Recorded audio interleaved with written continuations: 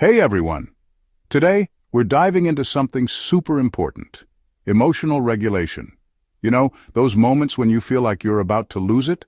Yeah, we've all been there.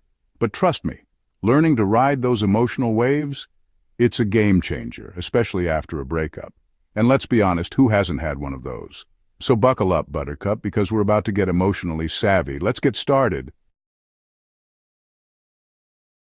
Okay, first up, we're going back to basics.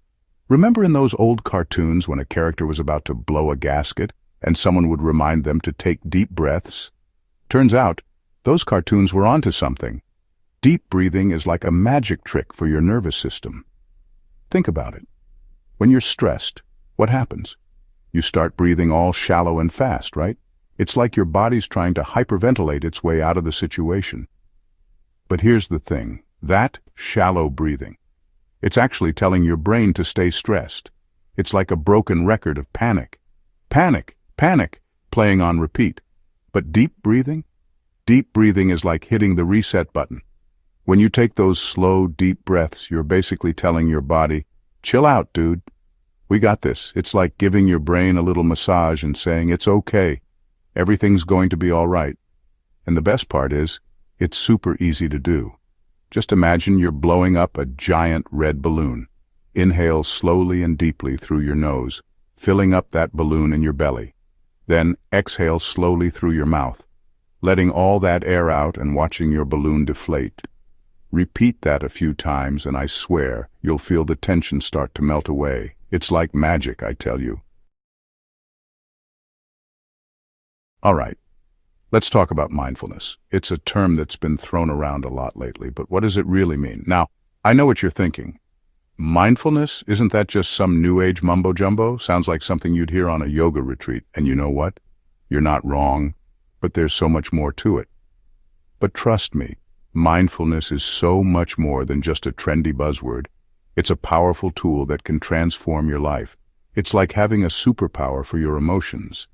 Imagine being able to control how you feel, no matter what's happening around you. Think of it this way. Your mind is like a puppy, a cute, energetic puppy that needs guidance.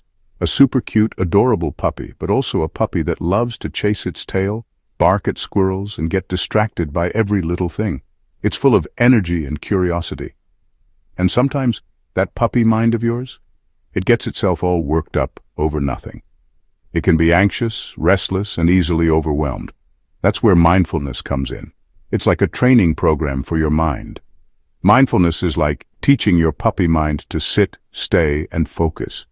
It's about creating a sense of calm and control. It's about paying attention to the present moment without judgment, just being aware of what's happening right now. So instead of getting caught up in your thoughts about the past or worrying about the future, you're just observing them without getting swept away. It's a way to stay grounded. It's like people watching, but for your own mind. You become an observer of your thoughts and feelings. You see a thought pop up, you acknowledge it, and then you let it float on by, like a cloud in the sky. It's a gentle process. You don't judge it, you don't engage with it, you just observe it. This non-judgmental awareness is key, and the more you practice, the better you get at it. It's like any other skill, it improves with time and effort. And you know what? Marcus Aurelius, this super-wise Roman emperor, once said, "You have power over your mind, not outside events. Realize this, and you will find strength." This ancient wisdom still holds true today. And you know what? He was right. The power to control your mind is within you. Mindfulness is all about taking back control of your mind and choosing how you want to respond to the world around you. It's about living with intention and clarity. Okay, let's be real for a second. Sometimes, when we're stressed, our bodies like to hold on to that tension like it's going out of style. You know what I'm talking about, clenched jaws, tight shoulders, that feeling like you've been carrying the weight of the world on your back. Not cute, right? Well, that's where progressive muscle relaxation comes in. It's like giving your muscles a little spa day without having to leave the house. And the best part is, it's super simple to do. Here's how it works. You go through each muscle group in your body one by one, and you tense the muscles as hard as you can for a few seconds. And I mean really tense them. like you're trying to win an invisible muscle-flexing contest. Then you release the tension all at once and let your muscles go completely loose. It's like giving your muscles a little workout, but instead of getting sweaty and tired, you actually feel more relaxed and energized. It's like wringing out all the stress and tension, leaving you feeling refreshed and rejuvenated. And you know what? You can do this anytime, anywhere. Sitting at your desk at work, tense and release those shoulder muscles. Stuck in traffic, tense and release those jaw muscles. Waiting in line at the grocery store, tense and release those foot muscles. You get the idea. All right, let's talk about practice. It's a word that often brings to mind repetition and sometimes even boredom, but it's so much more than that. Now, I know, practice isn't always the most exciting thing in the world. It can feel tedious and monotonous, especially when you're not seeing immediate results. But trust me on this one, when it comes to emotional regulation, practice really does make a difference. It's about building habits that will serve you in the long run. Think about it this way. Remember when you were learning to ride a bike? It seemed impossible at first, didn't it? You didn't just hop on and become a pro overnight, did you? It took time, effort, and a lot of patience. There were probably a few scrapes and bruises along the way. Each fall taught you something new. Each mistake was a step towards mastery. But you kept practicing, and eventually you got it. You learned to balance, to steer, to pedal without thinking. And now you can ride a bike without even thinking about it. It's second nature to you. Well, emotional regulation is kind of like that. It's a skill that you develop over time with consistent effort. It takes time, patience, and practice to get good at it. You won't see results overnight, but with persistence you'll notice changes. But the more you practice, the easier it becomes. Each session builds on the last, creating a foundation of emotional strength. It's like building a muscle, but for your brain. The more you work at it, the stronger it gets. So here's the deal. Don't get discouraged if you don't see results immediately. Progress takes time, and every bit of effort counts. It's a journey, not a race. Each step forward, no matter how small, is a victory. Just keep practicing these techniques regularly, even when you're not feeling overwhelmed. Consistency is key. Think of it like brushing your teeth for your emotions. It's a daily habit that keeps you healthy.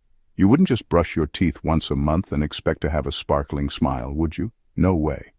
You know the importance of daily care. You brush them every day, twice a day, because you know it's important. The same goes for your emotional well-being. Well, emotional regulation is just as important as brushing your teeth. It's essential for a balanced and healthy life. So make it a habit. Incorporate it into your daily routine. Set aside a few minutes each day to practice these techniques, and I promise you'll start to see a difference. Your future self will thank you for it. Okay, let's talk about support. It's something we all need at different points in our lives, even if we don't always realize it. Now, I know sometimes it can be hard to ask for help. We might feel like we're burdening others or showing weakness. We all want to be strong and independent, right? It's a natural desire to want to handle things on our own. But you know what? There's no shame in asking for support when you need it. In fact, it's one of the bravest things you can do. In fact, it takes a lot of courage to admit that you need a little help. It shows strength and self-awareness. Think about it this way. If you were trying to build a house, you wouldn't try to do it all by yourself, would you? You'd need architects, builders, and electricians. You'd get a team of experts to help you. Each person brings their own skills and knowledge to the project. Well, dealing with your emotions is kind of like building a house.